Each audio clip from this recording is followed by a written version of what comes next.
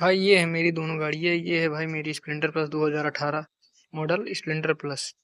और भाई ये है होंडा की ड्रीम यूगर CD 100 है। और भाई 2.5 लाख किलोमीटर 2019 मॉडल है। 2.5 लाख किलोमीटर लमसम इसको चला चुका हूँ। 2 बार इसका इंजन वर्क हो चुका है। देख सकते हैं ऑयल लीकेज इसमें कितना है। और भाई स्प्लेंडर को दिखाता हूँ भाई साहब। उससे पुरानी गाड़ी है लेकिन जरा सा भी ऑयल लीकेज नहीं है। मेरे मायने में तो स्प्लेंडर इज द बेस्ट।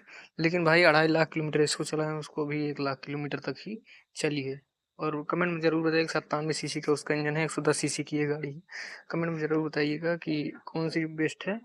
तब तक के लिए फिर मिलेंगे। जय जवान जय किसान।